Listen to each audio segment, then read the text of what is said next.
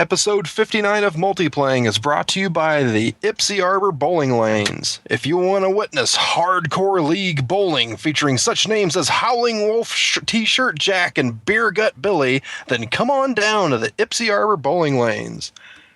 You'll pay for the whole shoe rental, but you'll only need the soles. Rest in peace, Ipsy Arbor. Let's pour one out for Ipsy Arbor. Yeah. Might ruin my keyboard. That's not my keyboard, it's Shannon's. No, okay, do it. Why does my keyboard smell like booze? I don't know what happened, Shannon. You probably got drunk and spilled something on it. Remember last night? You were going nuts. Everybody online, looking good. A companion podcast to the collaborative blog and gaming community that's playing as life allows. This is Multiplaying. Well, let's start the insanity. We have clearance, Clarence. Roger. What's our vector, Victor? Hello? Great heavens! What kind of radio show is this? And welcome to Multiplaying, everybody. Tonight on the show we got Dean. Hey. We got Jason. Hello. We got Steve. Hello. And we may have a smidge of a cameo by Mr. John, but he's at work right now, so we'll see what happens. It may be a surprise. We'll find out. But what are we drinking tonight, guys? What you got, Dean? I'm drinking a Mudslinger. It's actually the spring seasonal ale by the Red Hook Brewing Company out of Woodinville, Washington. Yeah. Is that like a stout? It's actually a nut brown ale. It's very chocolatey, super smooth and drinkable. It's awesome. I've been waiting a whole year for this to come back, and finally it got back on the shelves. Wow. It's good stuff. Special. Jason, what you got? I'm drinking a Boddington's. All right. Nice. Which comes in that sweet-ass can. Have you guys ever had it? No. It's it's like a pub ale from I think England, and it comes in this big tall can that has this little like piece in it. So when you open it and it pours, it's supposed to like pour like a like it's come out of a tap. Oh, is that nice. like a widget, like a Guinness? Yeah. Oh, okay. Yep. Yeah. Same type of thing. It's really, really good. Awesome. I've just got a Mountain Dew throwback, so driving this bitch. Do you buy those at Costco's? No, actually at a gas station. I imagine you going into Costco's and like just hijacking like one of the high-lows and just getting a pallet and just taking it up, like, handing them their Costco card. Like, hey, see you next week. See you tomorrow. Yeah. Go through this shit like a motherfucker. Anyways, what have we all been playing the past week or so? Let's start with Jason. What you been playing? I've been playing a lot of Bad Company 2 with the Vietnam expansion. Yeah, I saw you playing it was 4 or 5 days ago, and I started playing myself. Yeah, we got into some good matches. I don't know. Have you gone back to the regular Bad Company 2 at all? Yeah, you were actually the only reason I was playing Vietnam. I had gone back to the regular about a month ago. I played the Vietnam stuff, hit or miss for about a month, and then decided to go back and try out the other stuff. And I kind of find that like the Vietnam stuff was very well done. It's very good, but I'm having more fun in the modern day stuff. It's so weird to go back. I mean, just to jump between the two, because the UI and the color scheme is not radically different, but it's kind of jarring when you've been playing one for a few hours, then you go back to the other one. Yeah, I already thought that Bad Company 2 is kind of a gritty game anyways, but then like Vietnam is like dirty and gritty. They did a fantastic job with it, but yeah, to go back, it's cleaner, but at the same time, it's got this. I think I can't explain how to say it, but yeah, it is a cleaner, but just a modernized grit. It's weird. Yeah.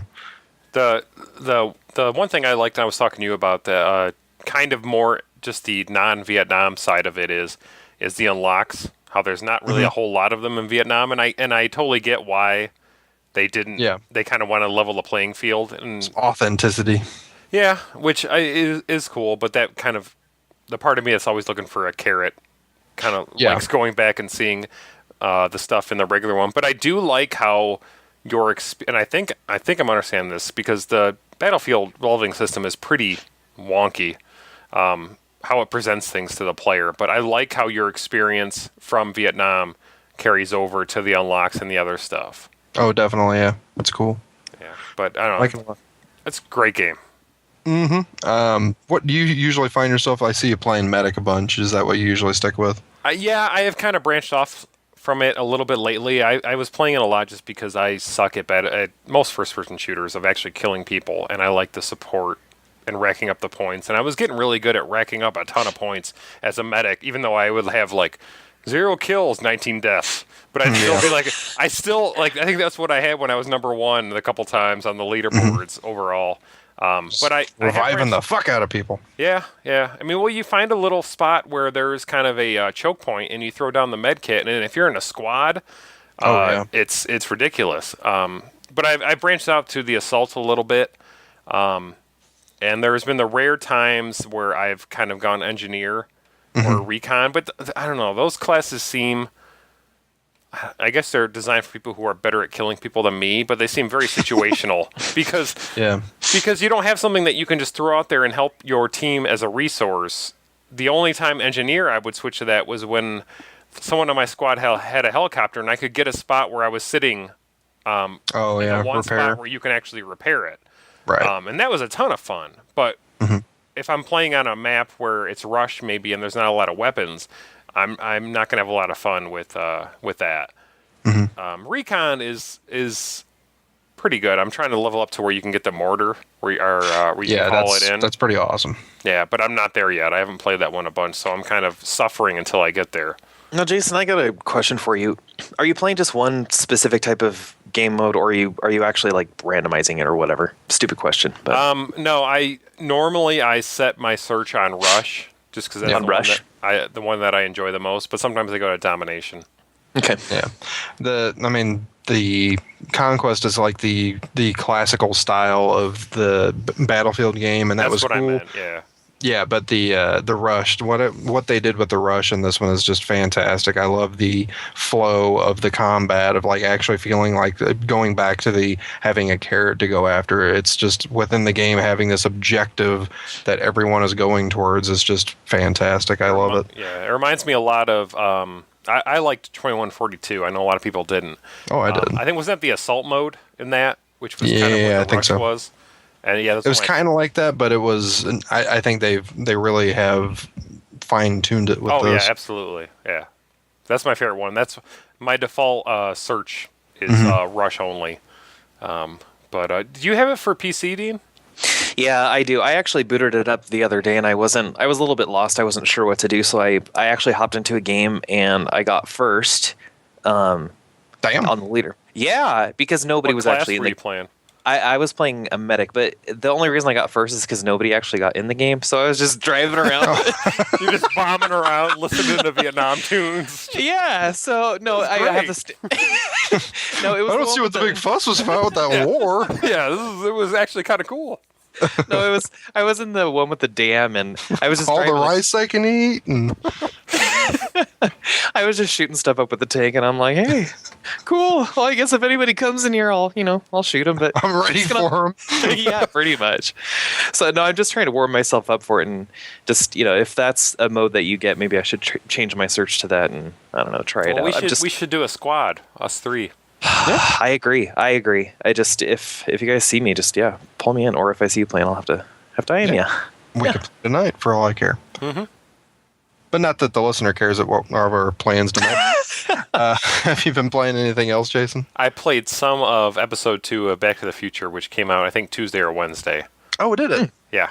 And how was the continuation? It's pretty cool. I'm gonna not give spoilers, but it has you kind of go back and fix a problem from the first game, and you run into. It's kind of like in the second movie where you saw yourself doing things and you had to hide from yourself. So it's kind of cool to where you're doing things in response to what you did in the first game, without being seen. So that's kind of cool. It's pretty cool. The one thing that as I'm playing it, I hope they change for the remaining episodes is I want to go to a different time period. Because I'm fine with it for this game, but I don't want to be in the 30s again. for the next game. I'm hoping they could do something wacky, like go super, Maybe some like Renaissance Italy or something. It's just something nuts. Bump into the dude Ezio. Yeah, you run into Ezio, that would be badass. So in the first episode, you go back to the 30s. McFly. Yeah. Hey, Ezio. Einstein runs in front of Ezio. I need. Yeah, you go to the 30s in the first one. Okay. For the majority of the game, and then you're kind of trying to fix what happened, and you're running into the Biffs of the time and Marty's family and all that type of stuff. One thing I'm really impressed with Telltale, because I play a lot of their games, is they're getting a lot better at adding in more cinematic moments and making the UI better and adding in more gameplay options. So I'm really going to be interested to see what they do with Jurassic Park coming up and Walking Dead. And they just announced King's Quest reboot. Yeah, today, I saw that today. That's which I'm not exciting. sure how I feel about that, but I wanted to ask you about that specifically because I know you have a huge hard-on for the King's Quest series. So yeah, what is your take on that? my first response is no, I don't want that. I don't Really? Yeah, Not even in the hands of Telltale? Yeah, because I'm looking back now, but part of the enjoyment I got out of King's Quest is kind of a thing that doesn't really exist anymore. Is those games were just hard as hell, and very. I mean, you died all the time, and that was part of the fun of it to me. Was okay, how far can I get without dying? And that's not how good this game's going to be because it's not a reboot. It's just another. Yeah, it's in that universe, whatever that universe is. Using the name. Yeah. So I mean, I think it'll be fine as an adventure Telltale game, but I don't know if it'll be King's Quest. King's Quest. Same thing. Like Police Quest is the one I adored out of all those the most, and like I try to think, okay, is that going to be next, and what will that be like? Because part of the fun to me was just the crazy shit you had to do in that game. Like in the first one, you had to walk around your car and do a car check, or the car blew up, and like nothing told you to do that in the game. Spoilers. Yeah, I mean, just a weird type of shit that they had you do that is not going to be in a modern day adventure game. Right. It's kind of the same feeling. I think my feelings towards the XCOM redo or new version, whatever the hell you want to call it, is probably mirroring what your opinion is of the King's Quest new version. I don't see that being anything like what the old game was, so I'm kind of I'm standoffish. Yeah. So it may be good. It may be a perfectly decent and funny. Could be perfectly good in its own right, but it might not touch that itch that you had for that game. I don't know if they needed that name, but right. Yeah. But Back to the Future. If you at all like Telltale and Back to the Future, you totally should get it. Cool. Really good. Awesome. I'm really interested in that game. It sounds cool from what you've said. Yep. So that's about it. How about you, Dean? What you been playing? I've been playing some stuff. Let's see, last time I was talking about Lara Croft and the Guardian of Light. I finished that in co-op. I'm probably going to go back and actually play through that again. The game is fantastic. The end guy finally stops shaking his fist at you, and you actually fight him at the end, which is nice. I booted that up, I think it was yesterday, because I remember you talking about it, and I really liked that game, but I kind of was... I'm in an area where I have no idea, like I haven't played that game in months, and I have no idea where I'm supposed to go or anything, and I'm like kind of at a loss. Like it kind of should have a little bit better. I think if you open up your map screen or if you have an Xbox 360 controller hooked up, hit the back button. I think it shows the objectives. Okay, I'll have to do that because I'm playing on an Xbox. So yeah, so it's not. Yeah, I guess if you do boot it up after a while, it's probably not going to be too clear where to go, but it's a relatively simple game. Okay. It's pretty linear, so I'll have to check that. The combat in that game's great. It really is, and it continues to be good throughout the game, and some of the puzzles get pretty in depth, but that last guy is fairly crazy. I want to really go through and get some of the challenges done, and just because I had such a good time in that game, I really want to play through it again. It's a lot of content for people. I've also been playing a little bit of EQ2X, just poking around in there and having a little bit of fun. And but mainly what I've been playing, but just recently I've been playing Stacking, which is the new game by Double Fine, the guys who did Costume Quest. And who are doing a Sesame Street game. Yes. Are they really? Yeah, for Connect. Yep. Huh. Which I think, could be really cool if you have kids. Yeah. Yeah. Well, those guys are funny and they're really good writers. Mm-hmm. So I'd be excited to see kind of where they take that. Sure. So what do you think of Stacking? Because I played the demo. Likewise. I'm having a really hard time getting into that game. Yeah, me Really? too. It's You guys suck. No, just kidding. okay, so like tonight I went on Metacritic because I was just like, I wonder what other people are thinking of this, and it's in the 80s, I think. Wow. Yeah, so it's really high up there, and when I see ratings like that, I wonder what's wrong with me. Maybe I'm the only one who thinks this, but really, I'm having a really hard time getting into it. It's it's got a really cool art style. It's very it's sepia. It's very kind of early 20th century. A lot of really cool little additions, like it feels like a miniature set where lights are made out of marbles, things are made out of matchsticks, stuff like that. But and the environment's cool, but the game's just like really slow. So it's they tell a lot of cutscenes via a silent film sort of thing with an old tiny piano going in the background, and they go on a little bit too long. And that was my thought just playing that demo. There was a point where I was just jamming on the buttons trying to skip it because it was going way too long. And it wasn't even funny. And you would think with a Double Fine game that the humor would be a big part of it, but a lot of their jokes just are pretty flat. It's not funny. And the dolls themselves, like, while they're really well painted, they have a lot of cool characteristics, and they're very cool looking, but they don't show a whole lot of emotion. I mean, there's only so many ways that you can show surprise, and that is have the doll jump up and down or whatever. So, I mean, a lot of it's lost in some of that you'd think could be made up with the writing, but it's not. Yeah. I think I understand what both your guys' problem is. I have really enjoyed the demo so far. I do plan on picking the game up at some point, but I just have a lot to already play right now. But I do really enjoy it. I think what your guys' problem is, though, is this is like Depression era. This is the 1920s theme. Neither of you are rocking a mustache. That was it.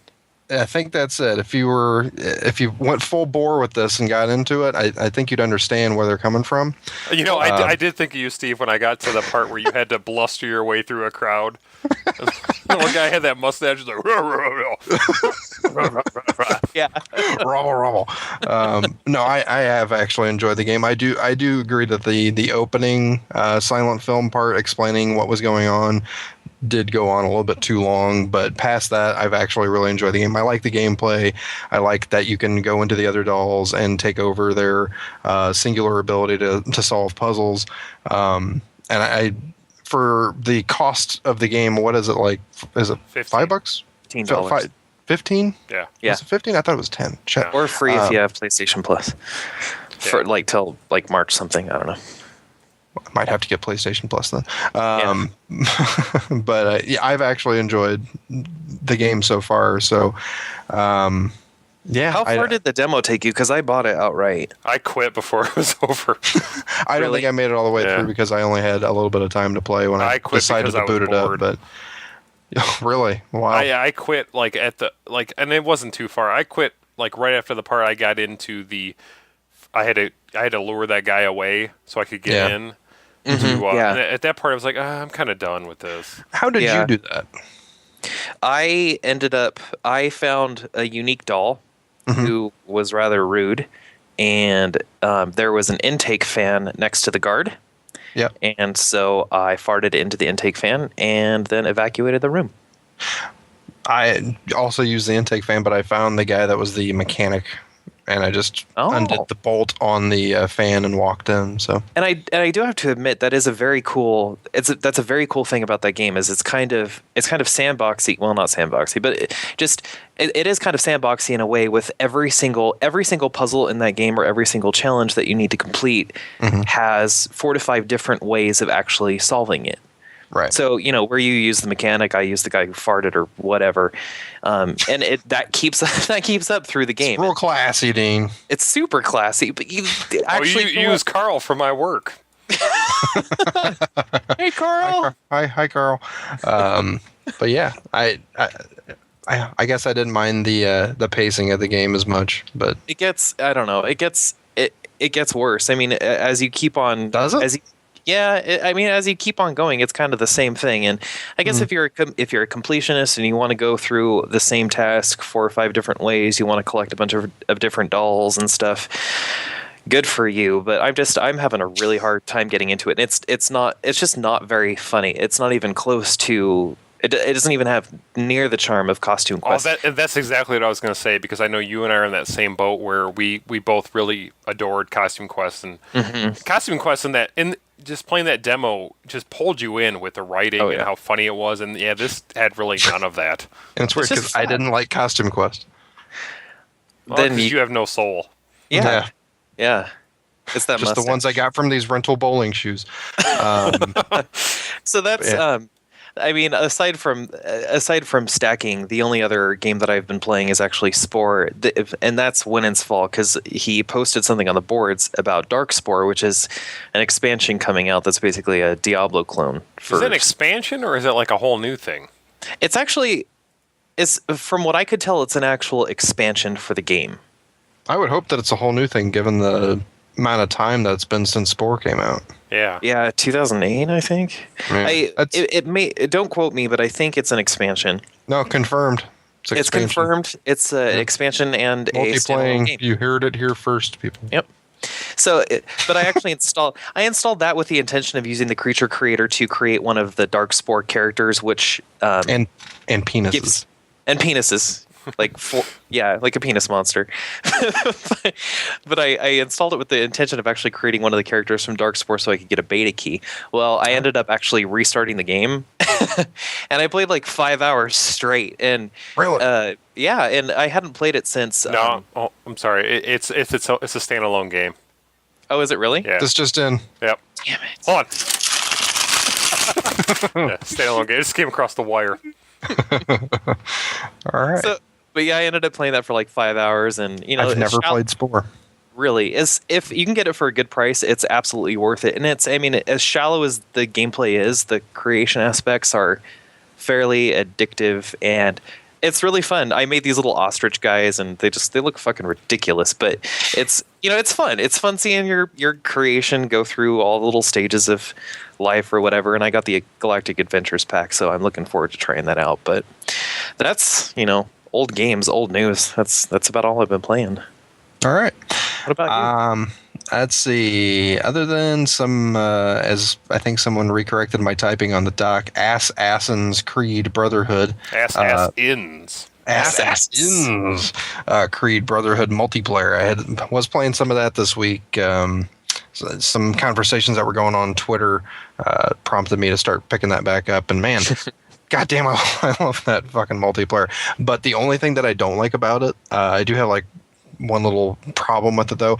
The more I play, like when I first sit down and start playing, and I like get into this groove of like what I'm supposed to do, and I remember how to like what everything does.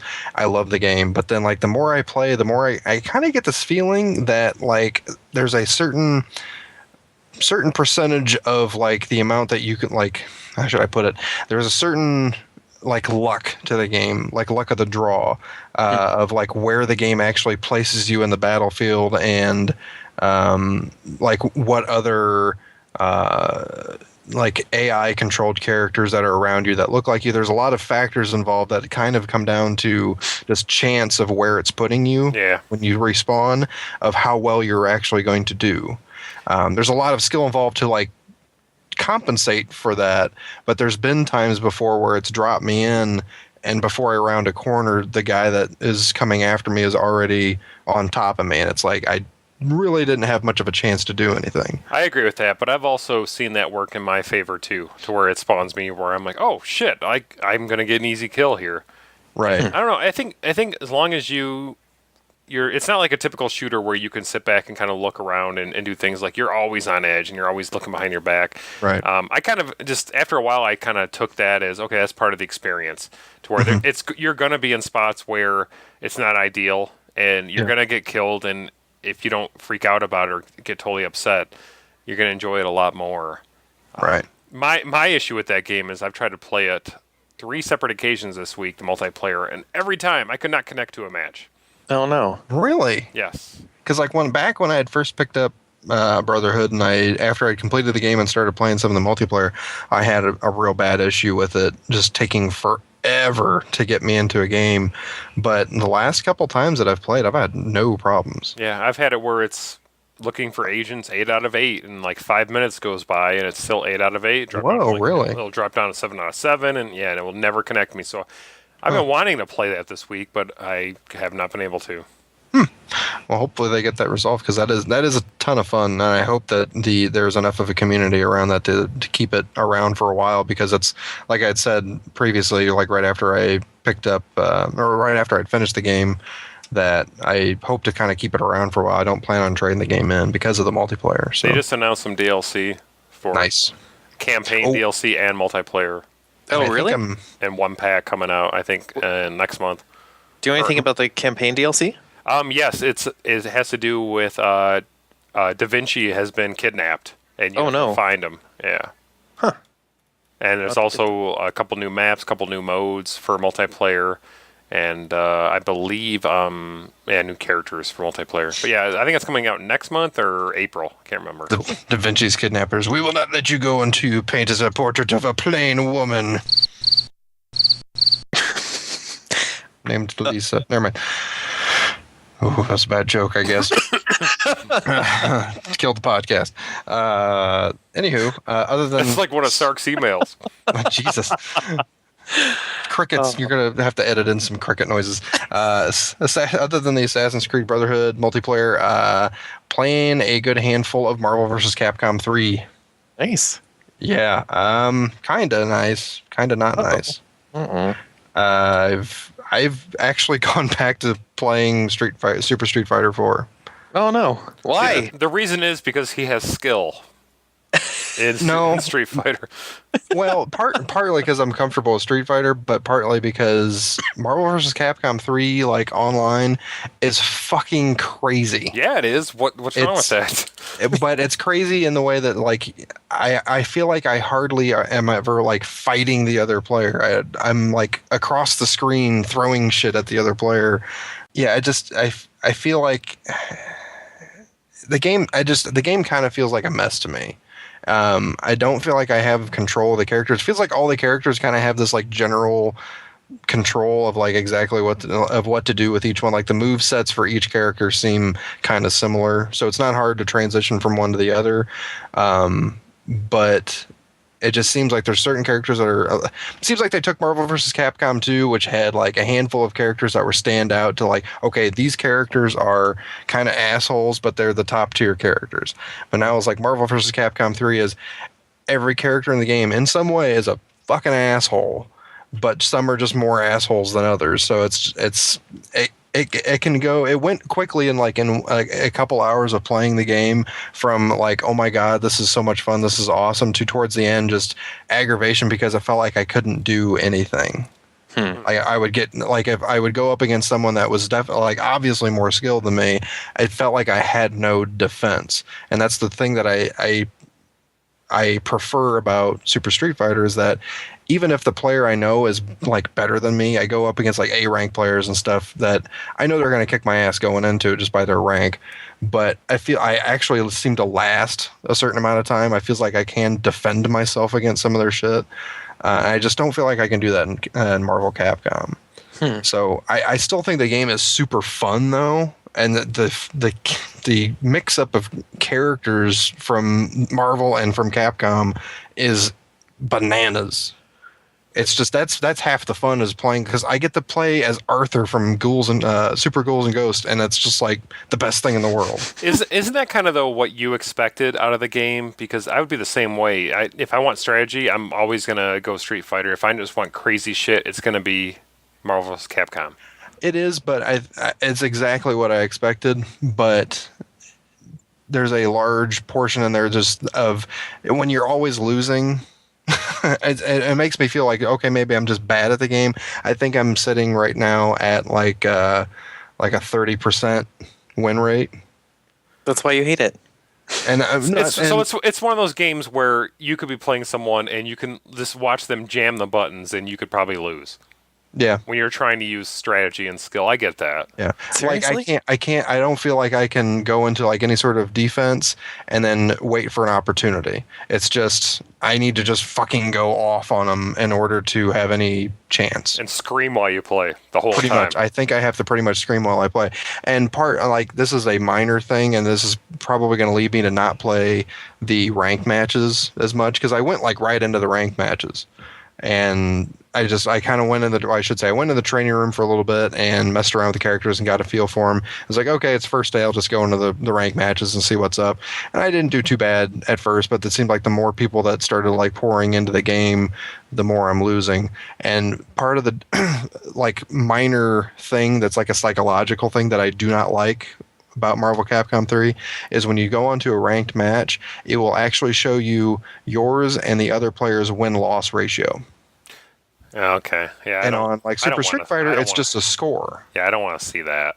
And that is a huge deterrent. Like the other day, I went into a match and I was like 6-9 at the time or something like that, and I didn't think I was doing that bad. And then it pits me up against this guy that is like 66-20. And it's just like you go into that going, oh fuck, yeah, I'm boned. In a fighting game, you should probably hide some of those things, because that's going to be way too intimidating for a lot of people, including me. If I saw that, I would probably be like, okay, I'm not going to play this online because obviously I suck. Yeah, I'm probably, if I am going to continue playing the game, because I do want to get better. I want to get better at it, and I do want to play online. I like the intensity of playing someone online with that, but I'm probably just going to stay away from the ranked matches so I can keep that little bit of like psychological deterrent like out of my head. So I think I get it. Like Steve in Marvel's Capcom, in order to win, has to jam on all the buttons and scream the entire time. And Steve in Street Fighter can play more defensive and wait for an opportunity, and while he's playing defensive, he can stroke that mustache. Yeah, yes, exactly. Very nicely put. Yeah. Mm-hmm. I'm sitting there waiting. I have my hand on the fight stick, pulling back in defense. My right hand is stroking the side of the mustache, going. So Street Fighter on your review score would get 5 mustache strokes, and Marvel Capcom maybe get like 2.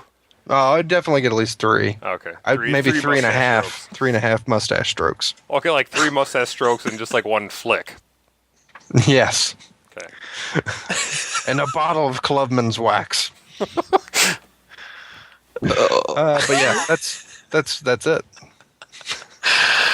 Oh, that's Marvel vs. Capcom. Yeah. And that is my one complaint, though, is like at least like in Super Street Fighter, you got Dudley, who's got a kick-ass mustache. Marvel vs. Capcom 3, like the only dude that's got a mustache is Hager. Iron Man under that thing has one. Yeah, You're not gonna see it, though. If I shave my beard, I could have a mustache. I could fit in. Yeah. At least I'm rocking Arthur. He's got the big beard going on. But my biggest bummer about Marvel vs. Capcom is there's no freaking Gambit. Yeah, Gambit was a favorite. That was good stuff back in the day. Yeah. But nope. What about how's Deadpool? Is he as cool as he should be? I have not tried him yet, but people that I have played against who use him, he's looks like he's pretty fun. Yeah. But I still want to get that game just for the fun aspect of it. It's more fun, like just craziness of like, oh shit, I'm playing against fucking Dante from Devil May Cry at the same time that I'm playing against Zero from the Mega Man series. It's like, what the fuck? Yeah, that's just awesome. And then MODOK's the third. It's like, this is nuts. I've only played like against one dude that used MODOK. Really? Okay. Yeah, but the one that's the biggest pain in the ass so far has been Sentinel. Oh, that's what I've heard. Sentinel is a motherfucker. He's the one that there was a match the other day that I played against this guy. I happened to play against him twice, like randomly, one after another in ranked matches, and he was using Sentinel. It's like Sentinel, Dante, and I can't remember who the third was, but because he never used him, because it just sat there with Sentinel from afar and just poured on the offense from across the screen. I couldn't barely fucking move, so it was ridiculous, but. Oh, I hope they tone him down, but I doubt they will because they've done enough testing to know that, there's ways to get around it. You just need to learn it. Well, keep it at least till I get my PS3 fixed. Oh, yeah. I'm going to get it for that because I still have my fight stick for that. There's no way I'm getting rid of it. So. All right, cool. It's good enough. But yeah, that is pretty much it for our games. We're going to get into a few things here. Let's see. No iTunes reviews, no emails, but I did have a couple updates. The Rift Guild and podcast update. We are doing, if you remember last episode, we are doing a Rift Guild, a Circle of Trust. We were going to be rolling on Wolfsbane. It sounds like the names are actually not going to be for real until the 22nd is when they're supposed to be announcing that. So if you are planning on joining us in Circle of Trust in Rift, please come to the forums because that's where we're actually going to be able to post the announcement. The next show won't be up until after the game's pre-release is up. So right now it's looking at like we're actually going to change from Wolfsbane to Fablight, which is the role-playing PvE server. But like I said, that name will probably change. But whatever that name, whatever the RP PvE server is that we decide on when they are official, we will post it on the forum. So check that out. And also, we are going to be doing a Rift podcast. If you're interested in checking that out, it's going to be on rifthappens.com. The site is up, but there's really nothing on there yet. Still messing with the site layout and stuff. Looks pretty much like what we got on Multiplaying, but it's mostly just going to be the podcast on there. We'll still link to it from Multiplaying, so if you just want to keep paying attention to Multiplaying, that's fine. But if you do want to just download Rift Happens from the site itself, you can go to rifthappens.com and check that out. One more, even more important than that, hugely important information. Recently, Brian, who we have on the show, not the Brian that was on last week, but the Canadian Brian, is a dad. He had a new baby girl. So congrats, Brian. Yeah. Isn't it Canadian? His second girl Yes. now? Yeah, it's his second. Yes. Yeah. Yeah, congrats, Brian. Awesome. There's another Canadian in the world. Oh. Now That's always a there good is, thing. I think, 8. Yeah. Brian. I know like 6 of them. There's at least 10. And they're all in our guild. Yeah. So congrats, Brian. Take care of that kid. Hopefully she gets more hair than you. Oh, Yeah. God, yeah, I hope so. Oh. Right now, I'm not sure, but Yeah.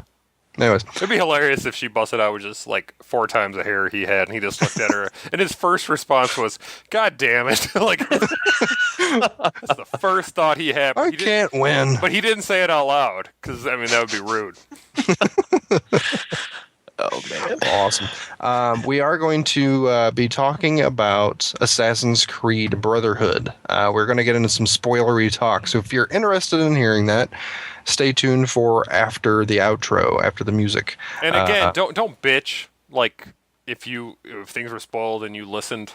It's Yeah. your fault. Yeah, You know right now, you're this a is happening. dumbass if that happens. Just saying.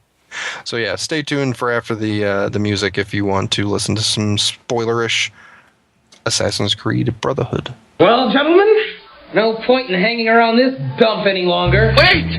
Where are you going? I was going to make espresso. Show's over, folks. You can't go! All the plants are going to die. Take off, eh? Thanks for listening to Multiplaying, the companion podcast at multiplaying.net. Questions, comments, feedback, errors, etc. can be sent to multiplaying@gmail.com. We invite you to write a review on iTunes and visit our website at www.multiplaying.net. We've made a lot of friends, shared a lot of laughs. often at the expense of others. I think some people are going to be upset. Let me just close this conversation by saying you are one unique individual. Thank you and good night. So if you've stayed with us, that means you want to hear about what we thought of the ending of Assassin's Creed Brotherhood. We're going to actually start off by basically at the point where, if you've played the game, you'll know what I'm talking about, where Ezio gets the what the apple. fuck was that? The apple. Thank you. I was just going to call it a ball, but I knew that was stupid. That glowy ball. He gets the glowy ball. When he gets the apple, shit starts happening. I mean, the game really, really starts funneling you down a path, and for me at least, I couldn't put it down at that point. Yeah. It was just pretty chaotic. First off, like with the whole like mechanic in the game of the apple, what did you guys feel like? Do you think that was kind of like a little surreal, or do you think it fit the world good, or the what they're trying to portray with the story good? I thought it was great. I thought it was a great risk versus reward of how you had to charge it up and take health out of yourself. So I thought I did an effective job of making you feel pretty godlike, but also you couldn't spam it. You had to find some time to recharge your health and things like that. I thought it was really well done. I agree, and it was very surreal with the whole. What did the guys turn blue when he did it? Is that right? You held it down and they turned blue, and it just kind of, the whole controller's vibrating, and then you let it go, and then pow, they're all fucking dead. Yeah, I had that controller in my pants like the whole time. It was vibrating. It felt surreal, but it should have felt surreal. It fit the world because that was. I mean, that's a fucked up thing to have. Yeah, it is. I thought that was really, really well done, and yeah. And moving on from that, like how the sequencing went beyond that, though, like when you actually went to take out, was it Cesare was his name? Rodrigo. When you actually went to take out Rodrigo, I mean, how'd you feel that was handled? I loved it. I thought it was fantastic. The whole rush, but it was done. It dropped the apple part, but it kept the style of the game. But you were kind of aggressive with it. You used the same type of tactics that you had to use throughout the game, hiding and picking people off. But there was a sense of urgency to it that I really enjoyed. Right. Sorry, it was Cesare, not Rodrigo. It was Cesare sounded right, but yeah, I'm sorry. Rodrigo was his dad. His dad, that's right. Yeah. Okay. Yeah, Cesare was the whole sequence going up to Cesare, though, like climbing the tower. I think, was it you, Dean, that said like in a previous podcast that you weren't sure that you liked that? I mean, like I very Jason much disliked that section. Actually, Really? I thought that was one of the poorest parts of the game. Not the whole concept itself, but the forced camera perspective is not at all how the entire game was played.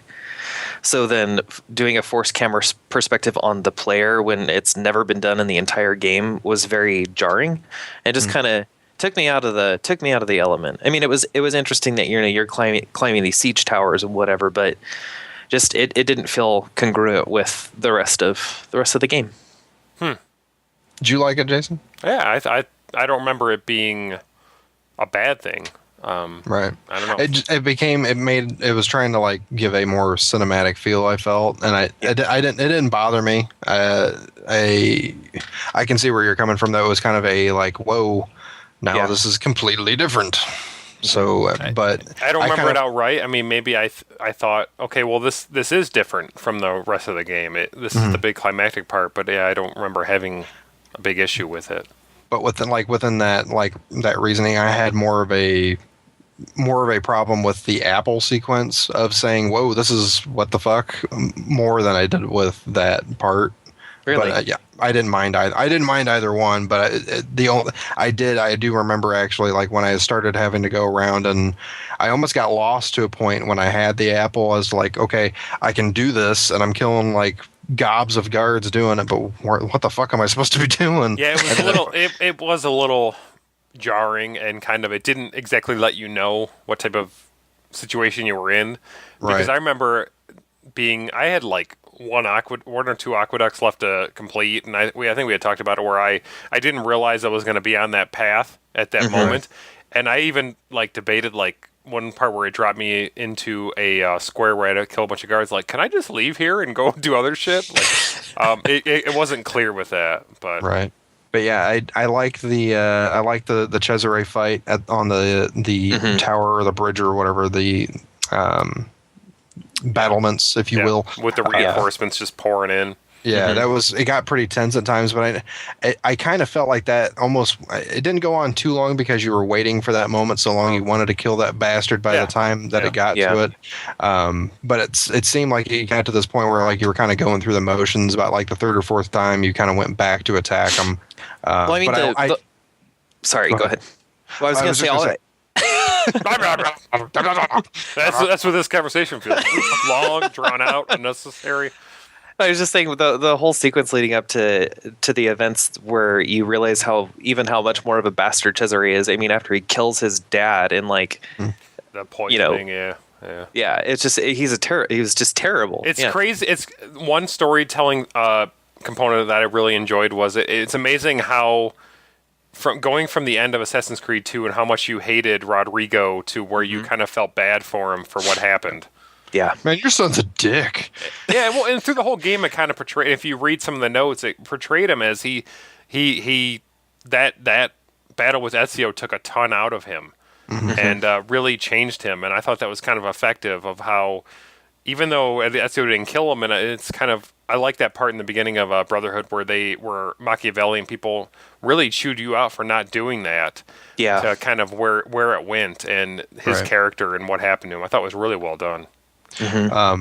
But I will say like one little minor thing that I did notice while I was playing that like kind of stuck out to me. I don't know why it stuck out to me so much, but I really liked in the fight with Cesare, like the whole mechanic of like you were breaking him down and you actually saw armor fall off of him like while you were fighting him. It's like, yeah, I'm kicking your fucking ass. It just kind of like gave you that drive, like, yeah, I can visibly see that I am wearing this guy down, and that was very cool. But back to like what you were saying with the whole Machiavelli and the Assassin's Guild thing, I did like how the story progressed with them. That you can kind of see there was some I don't want to say animosity, but there was like people didn't trust each other even within that situation, which given what they are and given what they do, it's understandable. Makes but sense. It was very cool that you would assume that there would be that almost if you really thought about who they were, but then they actually portrayed that very well, and they actually had a backstory that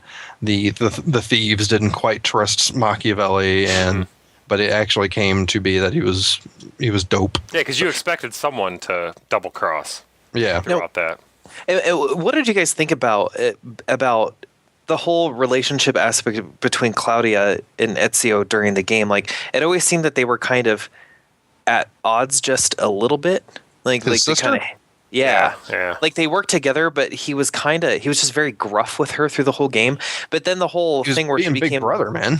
Yeah, well, but the thing where like she became an assassin, I was not expecting that at all. I don't think the storytelling warranted that payoff. Like that kind of was. It seemed convenient just for something something for her to do. Yeah. The one part I remember about that is like because it kind of seemed like out of nowhere. Like, oh yeah, by the way, you're going to be in the Assassin's Guild. Oh, okay. And then like the one thing I thought was like they went through the whole ceremony and stuff, and the only thing I could keep thinking is like she's the Queen of the Horrors or whatever now. She's his little sister, Queen of the Horrors. But man, she looked badass in that getup that she got for becoming an assassin. It's like, man, I wouldn't mind like controlling her in like the next game and like fucking.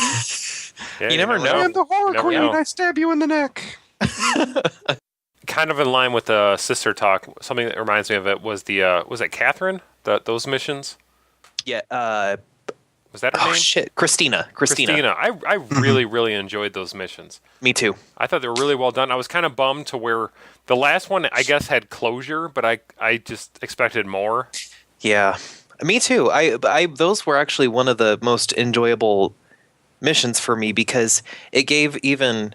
I mean, Assassin's Creed 2 was such a deep game. By creating Assassin's Creed Brotherhood and then taking memories that occurred in Assassin's Creed 2 just made that game feel even deeper. It might sound kind of silly, but no, it just, I get it. it gave a lot more weight to the character of Ezio, and I was disappointed with the ending there. You know, did he beat the dude up? Is that what he did? He beat him up? No, he saved the guy, and that's right. he threatened him, and then he kind of walked to her and said, you know, he's going to be okay because he had been gambling, or I think something like that. Yeah, it was kind of a crappy payoff, but yeah, I didn't expect it to end well. I mean, given what you knew, but I don't know. I thought there would be more, but yeah, those were great. And what'd you guys think of the Leonardo missions? I had only done a couple of them before. I thought I was going to have time to go back and do a bunch of shit, and then the game kind of ended. Oh, you didn't do all of them? No, I didn't. Oh, okay. I had probably done 3 or 4 of them, but the ones I did, I actually had a lot of fun with. The one that was like the most tense and interesting to me was the one where you kind of had to sneak in, and there was a part where you had to sneak into this establishment, and you had to light these. You had to get the map. Or the design documents or whatever, then you had to light this crate of explosives or whatever it was on fire. That was the one where you had to go through the canal, right? Shit. The waterway kind of in the, yeah. I think that was oh, no, that's a later one, I think. Oh, is it? Yeah, I didn't do that. I think I know which one you're talking about, Steve. It's like one of the early compound, ones. basically. Yeah, it's a little town, if you will, just full of fucking guards. So yeah, but it was very just trying to sneak around through there was very interesting. But yeah, I liked it. It was pretty good. I like the tank. I enjoyed them. I was gonna say I really enjoyed the tank because it controlled it just like how you think it would. Yeah, it was unwieldy, but it should have been unwieldy. Tank. Jesus, spoilers. Yeah, you get a tank. Like he's building a tank as a siege weapon, and then you and I think a couple of guys Mm-hmm. aren't they underneath the tank, and then you just you're like walking and like pushing it along, and it's got cool. guns and stuff, and so you're just blowing people up, and the final battle is a tank against another tank, and sorry, what? So it's kind of similar to the boat with the rockets on it. Yeah. Yeah, a little bit. Sure. Yeah. Cool. What about the did that flying one. machine on that one? The flying one annoyed me. I had some difficulty figuring out how to even control it. Yeah. Yeah. The flying in the second one and this one both suck. I thought the flying in Assassin's Creed 2 wasn't nearly as bad as this one. Well, I don't think it was as long. The play sequence, but the control wise, I hated it in both of them. Yeah, I didn't like the flying thing in 2, but I did not do it in Brotherhood, so I lucked out there. It was a little bit cumbersome. So we want to talk a little bit about after that sequence with Desmond. Yeah. Which one? The end sequence? Yeah. Well, going to the Coliseum. Leading up, going back through the sewer system, or whatever you want to call that. That was awesome. Yeah, I like that. Seeing the flashbacks of stuff that had happened previously and in history and stuff, and the platforming all the way through there was fantastic. I personally loved it. It's great to see Desmond kind of do more like that and take on a little bit more of that, and just the sense of mood that was there, because you were expecting people rushing in at any second. Yes, it was entire time tense. Yeah, it was tense, even though it didn't. It was wasn't really supposed to be tense. Well, I think it was supposed to be. I mean, you think so? Yeah, if you read through those emails, you are believing that there are people everywhere looking out. Well, they were saying that other. Yeah, they were. I mean, they were saying in those emails that other assassins' cells essentially were going dark. Yeah. People were disappearing, and they're so flushing out moles and all this type of stuff, and Wow. And they're even talking about how even the characters right there are talking about going in town and seeing vans. Yeah, that's true. That's true. Yeah. Yeah, I guess that probably did add up to the tension. I didn't really even think about it, but yeah. I did have some issues with that platforming section, though. Which one? Just the Coliseum platforming at the very end. Okay. Where it didn't seem as apparent where to go, and it felt very much like Uncharted, actually, is what it felt like to me. But it didn't seem to be as tight as the rest of the game. I don't know. I agree. I know what you're saying. There were on that part or on the very last platforming part? Oh, well, Jesus! On the very last platform. That's a completely different bit. Okay, I wanted to make sure we weren't talking about that because I didn't have a problem with the I will say in all of Assassin's Creed Brotherhood, I did not have nearly the problems with the platforming that I did in Assassin's Creed 2. I would agree with that. And I had no problems with the game whatsoever. I mean, other than a couple hiccups, which I really attributed to myself. But I didn't have really any problems with it until the very, very last thing. But we can get into that in a second. But what was your problem with the Coliseum lead up? Just you mean the Coliseum itself? Because didn't they drive? Right. Yeah, they drove straight to the Coliseum, and then Rebecca and Sean and Lucy. Lucy. Yeah, no, it just I thought that it didn't control as well as the rest of the game, and maybe that's just because it was a little bit more linear platforming and not the platforming that you were used to through the entire game. So, I mean, it could be that my gripes could be. It could be. I mean, like shit looks different. Yeah, it does. And it was darker. Yeah, I can definitely see that. It definitely was leading you in one direction, whereas the rest of the game you had options. But it was absolutely surreal going back to the Coliseum. I mean, they even mentioned that when all of them got there. But like seeing where you had spent a lot of the game, including several missions, and then seeing it all dug up and then having to go through there, that was really fun. It was really cool. Yeah, I thought it was very cool the way they did that. Yeah. But since we've alluded to a big issue that we've had to the game enough, we'll get right into it. The last platforming, as I call them, the Tron platforms, because it was all fucking Tron looking. That part was horrible in my opinion. It was complete shit. I agree. Yeah, absolutely. They could have just wadded that up and thrown it on the cutting room floor for all I care. That was shit. It didn't make any sense. No, it was. I don't even. I mean, I understood the whole reasoning. We got to power this thing up or whatever, but the whole way you go about doing it, like, come on, seriously. Yeah, in the end, I don't even know how I did it. Yeah, I know. Stumbled, and all of a sudden there was a cutscene. Like, oh, okay, all right. Well. I know I did it by like trying to do it like 100 fucking times before I got the right way. But I will say though, within that, as you're doing it, and the computer or whatever you want to call it is talking Minerva, to you, or not Minerva, it was a different one. Yeah, whatever it was, the computer talking to you, the woman talking to you. There was one part. I no joke, gave me fucking chills. I think it might have been like partly because I was wearing headphones at the time, so I had like all the sound just like trapped into my head. But like she's talking to me, and I got to this point where she kept on like kind of going on, and I was like half paying attention to her and half trying to not fall to my ass doing the platform. But there was one fucking thing she said, and just the way she said it was kind of abrupt. And she said something along the lines of, "You should not be here." And it was just the way she fucking said it, like sent a fucking chill down my spine. So she was talking to Lucy at that point? I don't know. I couldn't even remember. I just know she said that, and it was like woke my ass up. It was like, whoa. Because I saw that whole thing.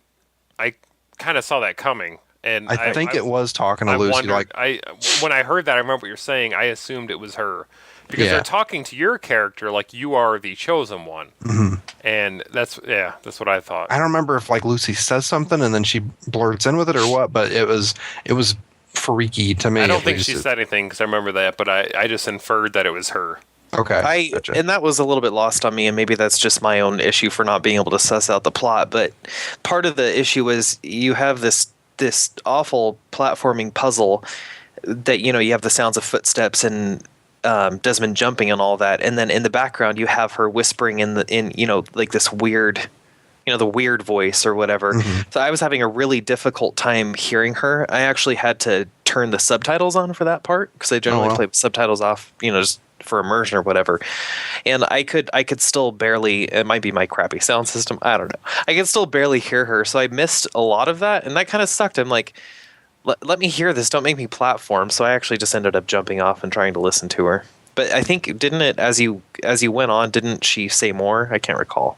Yeah, I think like every time you tripped one of the power switches or the poles, whatever you want to fucking call them, every time you hit one of those, I think another one would start up and she would start talking. But it got to a point where I was on the last one and she had already been done talking, and I kept falling again repeatedly. And I'm sure I was waiting for at some point for the characters like Lucy and them just standing there going, "Come on, Desmond." I was just waiting for them to fucking say something to me because it was taking me forever. Yeah, and that's kind of a break of immersion. You felt like you were not playing the game the way you were supposed to play it. Yep. Yeah, huge complaint with that. But I mean, somewhat in a way, it sucked that it was right there at the end because it's going to have a lasting effect on me as a drag down of the game. But overall, the game is it's awesome. The game was so good. But what did you guys feel about okay, after that happened, we'll just say it, bitch got stabbed. Yeah, Lucy go into some weird mode and you end up stabbing Lucy. She controls you. The apple controls you. Yeah, right. I love how you could actually try to move. I did not love that. Yeah. I thought it was great. I thought it was great too, but I did not love that. I'm like, but it brought you right back into that immersion that you're trying to not. Yeah, that's by design because Desmond hated that too. But I thought that was a great kind of way to put it. It reminded me of Metal Gear Solid, to where you're crawling on the into the microwave thing. It's kind of like something that you felt like you knew was going to happen, that you had to do, but you really had no control in really what was going to happen. Yeah, it's one of those rare instances in video games where you are doing some sort of input, but it's not dependent on you. Right. It's like spoiler heavy rain spoiler when you cut your finger off. Well, then you have the choice too, and it's like, I don't want to do this, but chop. Yeah. Damn. That's that same type of moment where God, that was so one of those big emotional things that you remember from a video game. That scene. Yeah. Same type of thing there. I guess I didn't get from it what you did. I didn't hear what she was saying properly, or I didn't figure out the plot, but I wasn't expecting I was not expecting that to happen. I didn't get information from the emails that indicated that she was a mole, or that maybe I missed something somewhere. Well, I inferred that. I didn't get anything that specifically said she was. I just that one email in the very beginning of the game, and I think that you and I had talked about it before, where someone emails you and says you need to look out. You need to look out for somebody, and I don't know why, but I thought it was her. I like her, because she's the least obvious. Because the most obvious is the dude, right? It's Sean. He's kind of a dick. It's Sean. Yeah. But I thought the way the part that didn't make me think it was him was when you could hack into other people's email and he was relaying the exact same information from the other ones. If you notice, whenever he provided you updates where you were looking at them as Desmond, it was a straight cut and paste from the other guys, to where Lucy did not email really at all. You didn't see a whole lot from her, and I think I just deducted she's the least I've heard from, and the least obvious that I think it's her. Where I would have expected Sean to alter what he provided to the team. He wouldn't have just cut and pasted it into an email and said, "Okay, in Italy, they're in Italy, but wherever they're at, this happened." Right. In that whole email system, when I did finally check it and it said, check your email or look out for somebody, that whole idea, they just kind of nudge you in the right direction. They don't force you to go there, but that whole thing was just brilliantly done. Yeah, I agree. Yeah. Seeing behind the scenes interpersonal relationships with Rebecca and Sean, just totally cool. I mean, not even really important for the plot, but just really cool stuff. Yeah. But I didn't see Lucy coming, but I guess the big question is hot. So hot. But Desmond I guess the big question is she really dead? I don't know. And there's that part in the credits where you hear some people talk to Desmond. That was weird, man. Because doesn't he say something and then you hear No, it was like somebody else. It was like a different. But you hear both. It was like a different person talking about somebody in an animus. So it makes me wonder: is is somebody in an Animus reliving Desmond, reliving Ezio. Right. You know what? Yeah. So it's just like fucking like mind warp. Yeah. It's like my mind hurts thinking about that. But because that was my one thought. My other thought was, are these people rushing in right after the credits? Yeah. Oh, I didn't think of that. Well, I thought somebody was waking up. I don't know. Yeah. Only way to find out is play Assassin's Creed 3. Okay. Well, now that we've talked about all that, what do we gut reaction? What is the next one? Because I think they said there's one this year. Yeah, it should be. Ubisoft, I think, said last week in something that there will be one this year. I don't think it's going to be Desmond. It's going to be probably another time period. I don't think it's going to be Ezio either. I can't even speculate. I can't. No, wait a minute. Yeah, that's too bonkers. Yeah. Yeah. But I mean, my next gut reaction would be it's going to be Desmond doing something, but it's not going to be his story. It's going to be maybe another time period. Maybe somebody else like following him or something. It would be hilarious if it was like 1987, like New Jersey. No, that wouldn't be at all. That would suck. 1980, Gary, Indiana. Go. Yeah. Should be easy to pick him out. He's right there. All I can say is that the next one that comes out will be far and above my most anticipated game, because these games are the best platformers I have ever played. Two in Brotherhood. So I mean, I absolutely cannot wait to see what's going to happen. I really hope they don't go the whole twist route like we talked about before, but I just want to see another one. I don't want these games to stop. I think that's kind of when you talk about that reaction. Is it going to be someone reliving Desmond, reliving whatever? I hope when they wrap the series up, they don't just keep doing twist just for sake of doing twist. Like, absolutely. I hope they have it planned out to where they're going with it. Yeah, it seems resolution. It seems like so far they have had this idea towards like a means to the end, and I hope that Ubisoft doesn't fuck it over by saying, you know what, that'd be great if you could just keep pumping these out and make us money. Yeah. I kind of wouldn't mind that though, because they're so good. I do. At a point, you will. Yeah. Yeah, you're right. No, you're right. 5 years from now, you're gonna be like, fucking another Assassin's Creed. Assassin's Creed, bitches be crazy. Starring Eddie Murphy. Pluto Nash. Oh god. Well, yeah, that's. I think that about covers it. Unless anybody's got anything else on it. I feel good getting that out. Yeah, hot. That's it, everybody. Thanks for joining the spoiler cast. Good night. Good night.